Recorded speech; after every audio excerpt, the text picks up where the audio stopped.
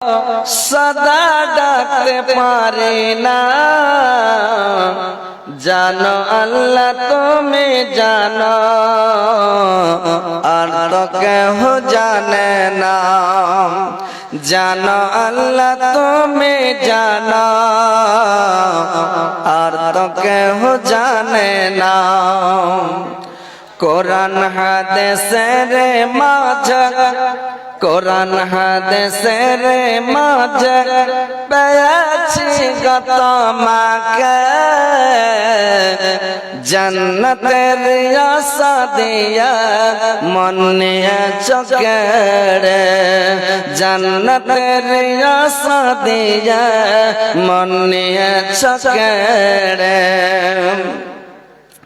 পাওনা পাওয়ার মাঝে, পাওনা পাওয়ার মাঝে তোমার করোনা, জানো আল্লাহ তুমি জানো, আর তো কেহ জানে না। জানো আল্লাহ তুমি জানো, আর তো কেহ জানে না। আমার মনের মাঝে, আমার মনের মাঝে কত যে বেদনা, জানো আল্লাহ তুমি জানো, আর তো কেহ জানে না। জানো আল্লাহ তুমি জানো, আর তো কেহ জানে না।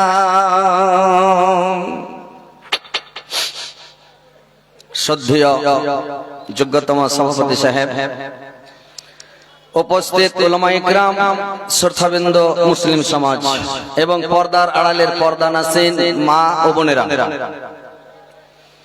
সর্বপ্রথম আল্লাহ তাআলা বারেক ওয়া তাআলার তারিফ, প্রশংসা, গুণগান, যে মহান আল্লাহ তাআলা বারেক ওয়া তাআলা আজকে আপনাদের গ্রামে, আপনাদের এলাকায় এই জালসার মাহফিলে উপস্থিত করেছেন। আমরা এসে উপস্থিত হতে পেরেছি এই বলে আল্লাহর শুকরিয়া আদায় করি। সকলে বলুন আলহামদুলিল্লাহ। জোরে সোরে বলেন আলহামদুলিল্লাহ। তিনার পতপর তিনার প্রেরিত হাবিব আব্দুল্লাহর লখতি জিগার আমিনার লাল মরুর দুলাল তাজদারে মদিনা আহমদ মুস্তাফা মোহাম্মদ মুস্তাফা, সকলে জোরে সোরে মহব্বতের সুরে বলুন সাল্লাল্লাহু আলাইহি ওয়াসাল্লামের প্রতি হাজারো হাজার লাখো লাখো কোটি কোটি দুরূদ বর্ষিত হোক। আল্লাহুম্মা সাল্লি আলাইহি আল্লাহুম্মা বারিক আলাইহি। ভাই সকল, বাপজিরা আমার, আপনাদের এলাকায় আমি জালসা করতে আসিনি। একবার খালি গত বছর এসেছিলাম ফুটানির হাটে। এটা জীবনের প্রথম জালসা করে গেছি আপনাদের এলাকায়, আর আজকে আপনাদের এলাকায় জীবনের দ্বিতীয় রজনী। কথা হচ্ছে ভাই, আল্লাহ পাক বক্তা, আলেম, যে কোনো মানুষকে আল্লাহ তৈরি করেছেন, প্রত্যেককে একটা করে হিকমত দান করেছে, একটা ক্ষমতা দিয়েছে। সবাইকে একটা ক্ষমতা কিন্তু দেয়নি আল্লাহ, দান করবে না, না হলে কেউ কাউকে মানত না, জানেন? সবাইকে একটা করে ক্ষমতা দিয়েছে। তো কথা হচ্ছে সব বক্তা একরকম নয়, সব বক্তা, 5টা বক্তা 5 রকম, না হলে একটা বক্তা পিটিয়ে চলে যাবে। আমি 5 ঘন্টা 7 ঘন্টা জালসা করে দিয়েছি, কিন্তু কোনটা বক্তার ওয়াজ কাকে ভালো লাগবে, কোনটা কার পছন্দ, কার ওয়াজটা কার মেনে উঠলো, সব থেকে হযরত আলীকে ভালোবাসে। কিছু লোক ভালোবাসে তো কিছু লোক খারাপ বাসে। আর একটা যে বক্তা উঠেছে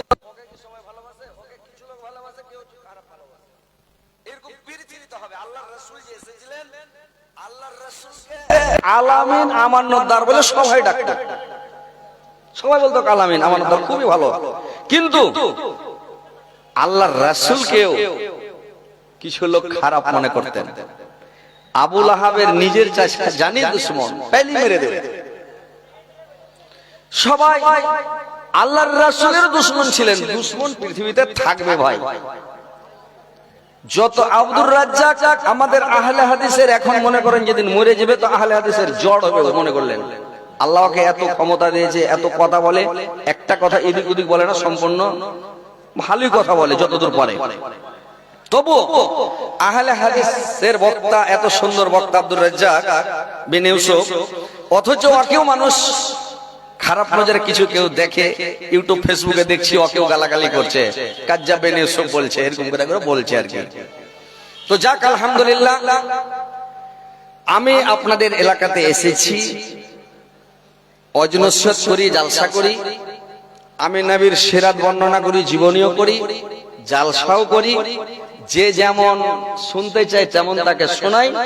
মানুষ একটা কথা বলে, যেমন যার খেত পানি তেমন তার কামটা নি। তো যদি যে যেমন খিলেবে ওরকম আর কাম করতে হবে নাকি? ও যদি হ্যান্ডা করে খিলায় তোর কাজ ধুনে ফেলে দাও। যদি ও খাওয়াতে কাঞ্জুসি করে ওর কাম ধিপির ধিপির করে দুটো পেট লাগিয়ে দাও নাকি? তো ইনশাআল্লাহ আপনারা বসবেন, ওয়াজ নসিহত শুনবেন। এটা হচ্ছে ভাই সোশ্যাল মিডিয়ার যুগ। এটা হলো সোশ্যাল মিডিয়ার যুগ ভাই। আপনারা যদি বলেন যে কেউ ডিস্টার্ব করেন, এটা একটা বদনাম। বদনাম কিন্তু আমার হবে না, আমি একটা মুসলমান, আমি একটা আলেম, একটা মুল্লি সাহেব। বদনামটা আপনাদেরও হবে। কোন জায়গায় অপমান যদি আমি হই, আপনাদেরকেও ব্যথা লাগবে। যে হযরত আলীকে ভালোবাসে আর যে ভালোবাসে না, ও মজা, খালি মস্তি করবে হয়েছে কাজ। তো কথা হল যে মস্তি যে করবেন, তো আপনার ঠিকানাটা কোনটা হবে আপনি আলেমদের কাছে জেনে নেবেন। কোন মানুষের শিকায়ত করা, বদনাম করা, দুর্নাম করা, খারাপ নজরে দেখা, আপনার হযরত আলী ভালো না, আপনি শুনিয়েন না, চলে যান না। মোবাইলে ওয়াজ শুনছি আমি, আব্দুর রাজ্জাকের ওয়াজ আগে শুনতাম না, আইলি উঠে দিলাম। এখন এমন হয়েছে আব্দুর রাজ্জাক ছাড়া কারো শুনি না। যেটা বক্তা আমার চয়েস নয় আমি ওর শুনবো না, কিন্তু ওকে আমি খারাপ ফোন করতে যাবো কেন? করতে গোনহাটা কেন? এই বয়স্ককালে নামাজ রোজা তাসবিহ জিকির করে, ইবাদত বান্দেগি করে, তাহাজ্জুদ পড়ে নেকিটা দিয়ে নিজের খাতা মাইনাস করবো আর অ্যাকাউন্টে ভরে দেবো কি নেকিটা? তাহলে আমার জায়গাটা কোথায় হবে? খারাপ কমেন্ট জিন্দেগিতে করবেন না, কোনো মানুষকে খারাপ বলবেন না, কোনো মানুষের বদনাম শিকায়ত করবেন না ভাই। নিজের দিক দেখেন, নিজে ভালো হওয়ার চেষ্টা করেন। বাস, আমি বেশি কথা বলবো না, কিন্তু যদি একটা কথা আর বলে দিই আপনারা, নতুন এসেছি, নতুন মাহল, নতুন ফিল্ড। যদি ভাই যাকে ভালো লাগবে অবশ্যই শুনবেন, যদি ভাই ভালো না লাগে দয়া করে বলছি আপনারা যাকে ভালো না লাগবে উঠে চলে যাবে, কিন্তু এখানে এসে ডিস্টার্ব করবেন না। যদি কিছু বলার মন থাকে আমি তো আছি এখানে, আমার কুটুম এক এক গাড়ি কুটুম আছে, এক একটা রাখবে এই গ্রামে। আপনারা হয়তো জানেন না যে হযরত আলীর কুটুম আছে কিনা, আমার এখানে কুটুম ভরে আছে। ইও আমার একদম প্রিয় বন্ধু, এর বাড়ি আগে ধারি মাদ্রাসায় স্টাফ ছিল নাকি? আরে বাবা, জিজ্ঞাসা করেন তো। ইনার সাথে আমার বন্ধুত্ব অনেক দিন থেকে, মাশাআল্লাহ, আলহামদুলিল্লাহ, অনেক পরিচিত। তো এটা কথা আমি অনুরোধ করছি ভাই যে আপনারা এসে ডিস্টার্ব করবেন না। যখন ওয়াজ থেকে নেমে যাব মসজিদে দোতলাতে বসে আপনি যত পারেন আলোচনা করবেন, এটা আমার অনুরোধ থাকলো, বুঝতে পারলেন? ঠিক আছে, এবার শুনেন যে ভাই আমরা হচ্ছি মুসলমান, আমাদের ঈমান হচ্ছে কোরআন। আমরা মুসলমান, আমাদের ধর্ম ইসলাম। আমরা পৃথিবীতে এসেছি, আল্লাহ পাক আমাদের মনটাকে যাচাই করার জন্য, মনটাকে বোঝার জন্য পাঠিয়েছে যে এরা আমার পৃথিবীতে যে ইবাদত বান্দেগি করছে কিনা, তাসবিহ জিকির করছে কিনা, না দুনিয়ার রঙে, দুনিয়ার মোহে, দুনিয়ার লোভে পড়ে যাচ্ছে। আল্লাহ আমাদেরকে একটাই আল্লাহর উদ্দেশ্য, আল্লাহ বললেন ওমা খালাকতুল জিন্না ওয়াল ইনসা ইল্লা লিয়াবুদুন, আমি জিন এবং ইনসানকে তৈরি করলাম শুধুমাত্র আমার ইবাদত করার জন্য, বন্দেগি করার জন্য, তাসবিহ পড়ার জন্য, জিকির করার জন্য, আমাকে ডাকার জন্য আমি তৈরি করলাম। কিন্তু মানুষ পৃথিবীতে আসার পরে পৃথিবীটা ভাই খুব মিঠা, পৃথিবীটা সবুজ, খুবই মিঠা, খুবই টেস্ট। সবাই পৃথিবীর লোভে পড়ে গেছে। কি করে 5টা বাড়ি আছে 7টা বাড়ি হবে, দোতলা আছে 3 তলা হবে, দুটাই মানে গাড়ি আছে কি করে 4টা গাড়ি হবে, 50 বিঘা জমি আছে কি করে 100 বিঘা জমি হবে। মানে এই লোভে লালচে পড়ে গেছে। নামাজ নাই, রোজা নাই, তাসবিহ নাই, জিকির নাই, কোনো কিছু নাই, সব দাঁড়িয়ে আছে। আর বসতে বললো তো ঝামেলা, ফের বসতে বললে কেউ কইবে যে এটা হাদিসের বাইরে কথা কইছে। আমাকে বলছে যে হাদিসের বাইরে কথা বলবেন না। এখন যদি ওরা বসতে বলি পাড় পাড়িয়ে এসে বসে যাবে, কিন্তু এখন বলতে গেলে তো ফের বলবে এটা হাদিসের বাইরে কথা। না তো হযরত আলীর ওয়াইজ শুনেছেন যে কয়দিন হলো কাটিহারে জালসা হলো, তো ভারতবর্ষে এত বড় জালসা হয়নি। জার্জিস আব্দুল গাফফার হযরত আলী ভোজপুরি ছিল, ওখানে দেখেছিলেন সবাই, ইস্তারও দেখেছিলেন, মিডিয়া দেখেছিলেন। তো কাটিহারের মাটিতে, কাটিহার কেন সারা ভারতবর্ষের মধ্যে এত বড় জালসা হয়নি। সম্মেলন হয়েছে, ইজতেমা হয়েছে বড় বড়, কিন্তু এত বড় জালসা হয়নি। বুঝতে পেরেছেন? তো যাক আলহামদুলিল্লাহ, এগুলা বসে থাকি একটা মিনিট লাগে না, খালি একটা চুটি আমরা বুঝি ব্যাপার পারি। ভাই আপনারা এসে বসে যান, যদি শুনতে চান তো বসে যান, আসেন।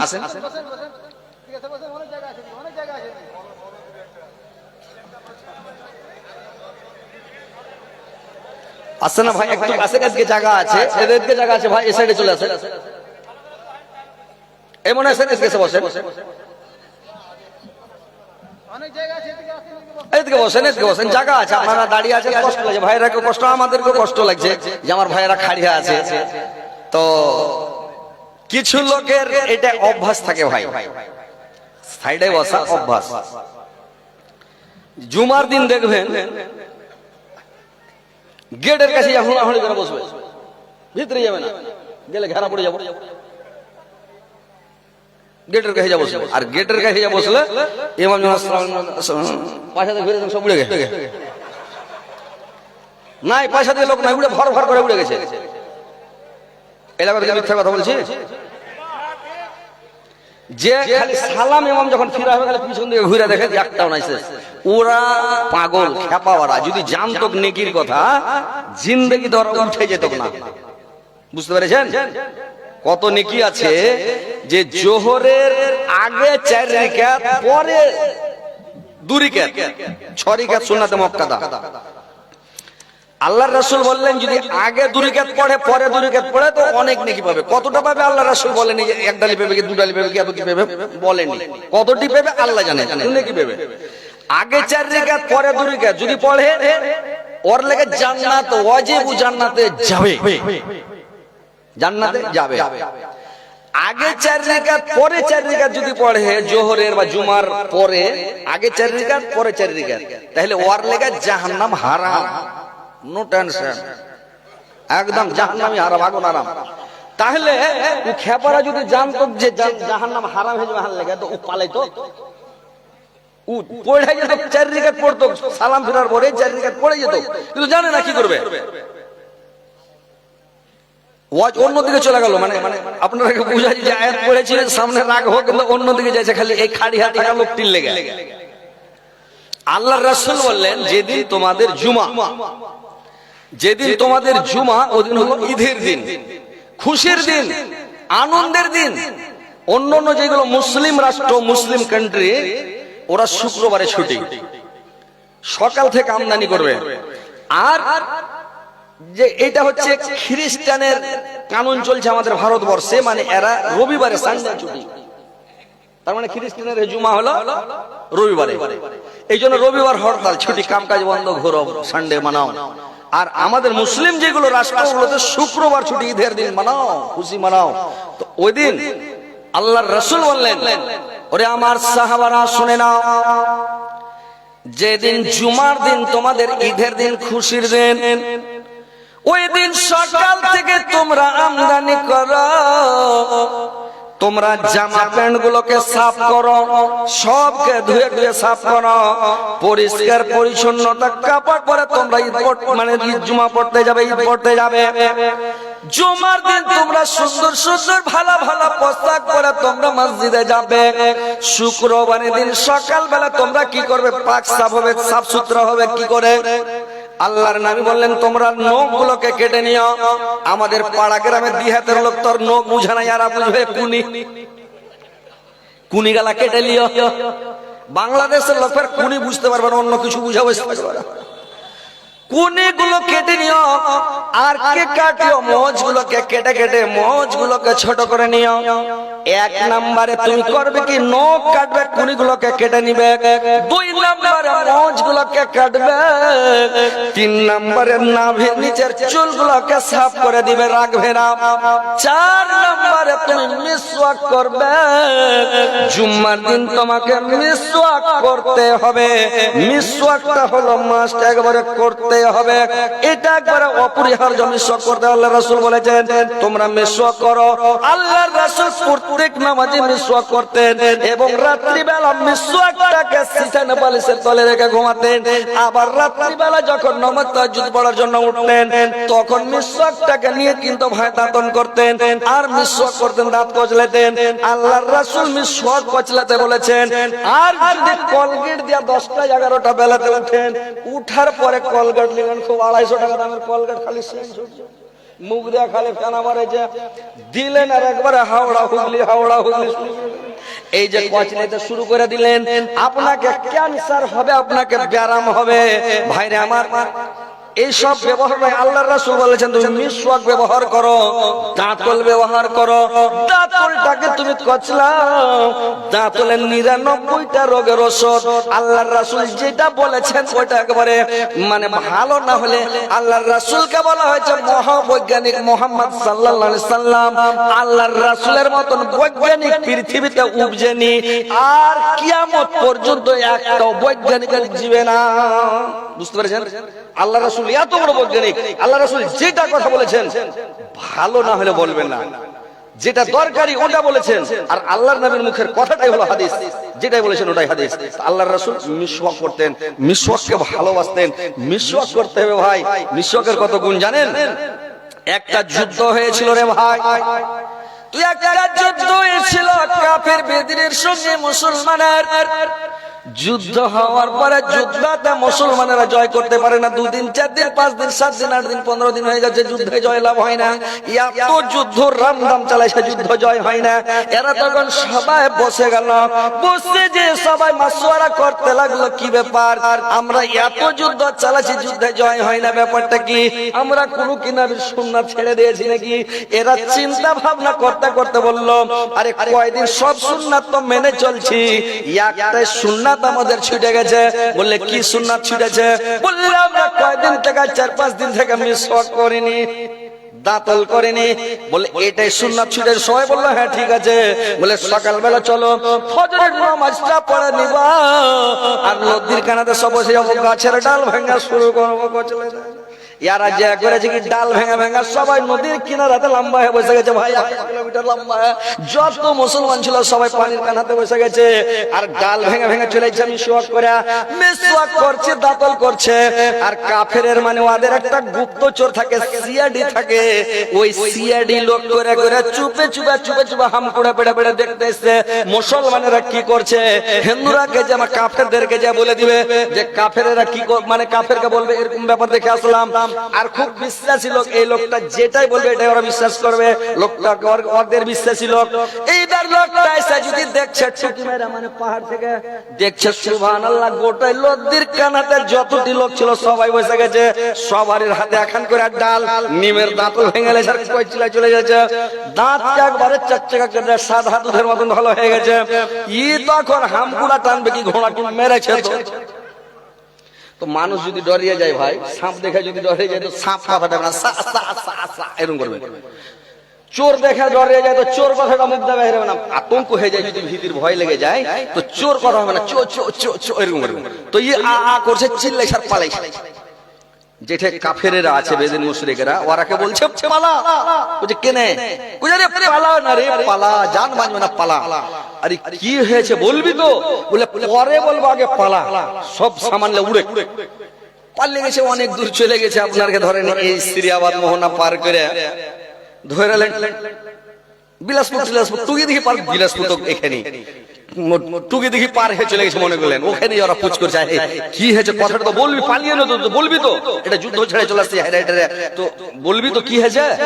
বললে আরে ভাই মুসলমানেরা প্রত্যেকদিন তারওয়াল নিয়ে লড়াই করে, বল্লম নিয়ে লড়াই করে, ফারসা নিয়ে লড়াই করে, লাঠি দিয়ে এইগুলো নিয়ে মানে লড়াই করে। আগা যুগে রাইফেল ছিল না, বন্দুক ছিল না, পিস্তল ছিল না, গোলা বারুদ ছিল না। ওই যুগে কোনো বুদ্ধি ছিল না ভাই, ওই যুগে ছিল শুধুমাত্র তারওয়াল হাতে নিয়ে থাকতো, বল্লম নিয়ে থাকতো, গুতি নিয়ে থাকতো, আর মোটা মোটা লাদনা নিয়ে থাকতো, আর ঢাল নিয়ে থাকতো। মারলে ঢালে আড়ালে তারওয়াল, দিলে খপ করে মন্ডা ছাটাং করে। এইভাবে ওই জামানাতে লড়াই হতো, মানে তারওয়াল বল্লম ফারসা নিয়ে। এবার ওই কাফিরটা বলছে, ভাই রে, মুসলমানেরা প্রত্যেকদিন তারওয়াল বল্লম ফারসা লাদনা লাঠিলে লড়াই করে, আজ ওরা সবাই খালি দাঁতকে চোখা করছে, সবকে ক্যামেরা সারা করে দিবে, মানে দাঁত দিয়ে লড়াই করবে। মুসলমানেরা দাঁত দিয়ে লড়াই করবে, মানে ক্যামেরা শেষ করে যেখানে কারণ মারে ছিলবে ছিঁড়ে পালা তোরা। এরা যে ঠিকই নাকি করছে, হ্যাঁ উড়ে গেল, এরা ডরে উড়ে গেল। কাফেরেরা পালিয়ে গেল। একটা সুন্নাত জিন্দা করতে যায় ভাই, একটা যুদ্ধ জয় হয়ে গেল রে ভাই। জোরসে বলেন সুবহানাল্লাহ। একটা সুন্নাত জিন্দা করতে যায়, তাহলে মিসওয়াক আপনাকে করতে হবে কিনা বলেন তো? জান্নাতের চাবি হলো নামাজ, নামাজের চাবি হলো উজু, উজুর চাবি হলো মিসওয়াক, মিসওয়াকের চাবি হলো মানে এই যে পবিত্রতা। মানে আপনি যখন পরিষ্কার পরিচ্ছন্নতা পাক সাফ হবেন, আপনাকে আগে মিসওয়াক করতে হবে। মিসওয়াক করার পরে আপনাকে উজু করতে হবে। উজু হলে আধখানি নামাজ হয়ে গেল। নামাজ যখন হয়ে গেল তো আধখানি মানে নামাজ হয়ে গেল, জান্নাতের চাবি পেয়ে নিলেন। জান্নাত দিয়ে তার কোনো অসুবিধা নেই, ইনশাআল্লাহ পাবেন। তো কথা হচ্ছে ভাই, মিসওয়াক আপনাকে করতে হবে। আরে না হলে শুক্রবারের দিন মিসওয়াকটি করেন।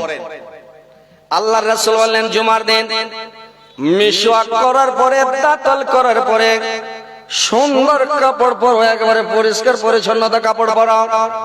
আল্লাহর রাসূল একটা ড্রেস বানিয়ে রেখেছিলেন। আল্লাহর নবী প্রত্যেক বছর দুটা ঈদে মানে ব্যবহার করতেন। রোজার ঈদে গায়ে দিতেন এবং কুরবানির ঈদে গায়ে দিতেন ড্রেসটা। আর প্রত্যেক জুমাতে গায়ে দিয়ে ঈদ পর মানে জুমা পড়তে যেতেন।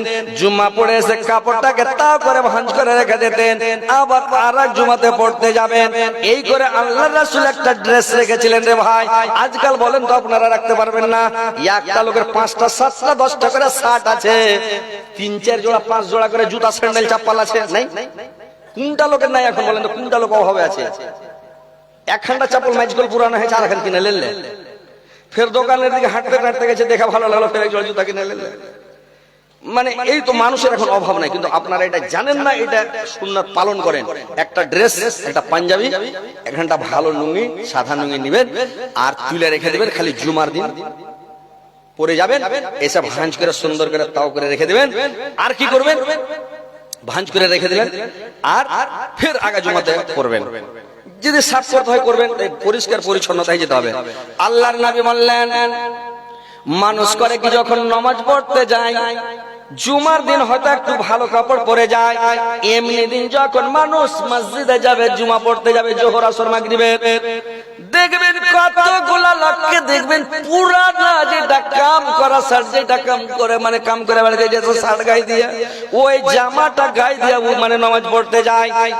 আর ওই জামাটা মানে কত পুরানা পুরানা জামা গায়ে দিয়ে নামাজ পড়তে যায়। কেউ গামছা গায়ে দিয়ে যায়, কেউ গাঞ্জি গায়ে দিয়ে যায়, কেউ স্ত্রীটার ওড়না গায়ে দিয়ে চলে যায়। যাই না ভাই? কত জায়গায় যাচ্ছে দেখছি, আমরা চোখে দেখছি। আমরা তো বাড়তে বসে রে দুনিয়া ঘুরছি দেখছি। তো পুরানা শার্ট গায়ে দিয়ে হেঁচড়া মেচড়া হয়ে আছে, ওইটা গায়ে দিয়ে গেছে। তো ওই গায়ে শার্টটা গায়ে দিয়ে গেছে। আল্লাহর নবী বলছেন, আল্লাহ পাক বলেছেন যে তোমরা শ্বশুরের বাড়ি যে শার্টটা গায়ে দিয়ে মসজিদে নামাজ পড়তে এসছো, ওই শার্টটা গায়ে দিয়ে শ্বশুর বাড়ি যেতে পারবে? যেতে পারবেন আপনারা বলেন তো? যে শার্টটা গায়ে দিয়ে পুরানো শার্ট গায়ে চলে মসজিদে, ওই শার্টটাকে আপনি শ্বশুর বাড়ি যেতে পারবেন? যদি চলে যান, আপনাকে মুরগা খিলাইবে, ডিমের চিতাই তুলে ভাত দেবে, চিতাই তুলে।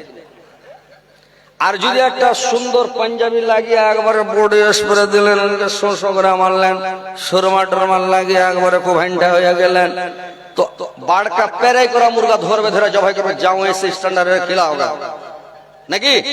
তো আল্লাহর দরবারে যখন যাইছেন তখন ছিঁড়া ফাটা পুরানা শার্ট গায়ে দিয়ে, আর আপনি যখন যাইছেন শ্বশুরের বাড়ি তখন আপনি যাইছেন পুরানা শার্ট গায়ে দিয়ে। তো আল্লাহর হক বেশি না শ্বশুরের হক বেশি ভাই বলেন তো? আপনি শ্বশুরের বাড়ি যখন যাবেন, তো শ্বশুরের বাড়ি যখন আপনি যাবেন, তো 1 দিন 2 দিন 3 দিন আপনাকে খিলেবে, আর তারপরে কিন্তু খিলেবে না, সম্মান কমতে লাগবে ভাই, কমবে কিনা? আর যখন আপনি আল্লাহ আপনাকে খিলেবে তো সারাটা জীবন মাছ মাংস ফল ফ্রুট দুধ দহি কত রকম খিলেছে, খিলে কি খিলে না বলেন? দিনে আমরা কয়বার খাচ্ছি ভাই? কত খাচ্ছি, এটা আল্লাহ খিলেছে না ভাই? তাহলে আল্লাহর আগা দিকে যখন যাবেন ভালো পরিষ্কার পরিচ্ছন্নতা কাপড় পরে যাবে। আল্লাহ বললেন যে তোমরা পরিষ্কার পরিচ্ছন্নতা কাপড় পরে আমার দরবারে আসবে, যখন আমাকে ডাকবে। আল্লাহ নিজে পবিত্র, নিজে পরিষ্কার পরিচ্ছন্নতা। আল্লাহ পরিষ্কার পরিচ্ছন্নতাকে বেশি ভালোবাসেন। পাক সাফ যে হয়ে থাকে সব সময় পবিত্র, আল্লাহ ওকে ভালোবাসেন। তো ভাইরে আমার, আল্লাহর নবী বললেন যখন তোমরা মসজিদে যাবে জুমার দিন, তো মসজিদে যখন যাবে তোমরা নিজে গোসল করো এবং তোমার বিবিকে গোসল করাও। ফরজ গোসল করে তোমরা মসজিদে এসো। আর তোমরা যা পায়ে হেঁটে আসবে, প্রত্যেক কদমের বদলে, প্রত্যেক ড্যাঙের বদলে একটা করে কবুল হজের নেকি তোমার আমল নামাতে লিখে দেওয়া হবে রে ভাই। যেদিন থেকে সাহাবীরা হাদিসটা শুনে নিলেন, যেদিন থেকে কথাটা আল্লাহর রাসূলের মুখে শুনে নিলেন, আল্লাহর নবী বললেন চার চাকা নিয়ে জুমা পড়তে যেও না, বাইক চালিয়ে যেও না, সাইকেল চালিয়ে জুমার মসজিদে না, পায়ে হেঁটে যাবে। যত ড্যাঙে হেঁটে যাবে প্রত্যেক ড্যাঙের বদলে কবুল হজের নেকি পাবে। সেদিন থেকে সাহাবীরা ছোট ছোট ড্যাং করে যেতে লাগলেন। অন্য অন্য সাহাবীরা জিজ্ঞাসা করছে ভাই কি ব্যাপার, তুমি তো ভালো মানুষ, সুস্থ মানুষ, তুমি রোগা মানুষের মতন করে কেন হাঁটছো, ড্যাং কেন ছোট ছোট করছো?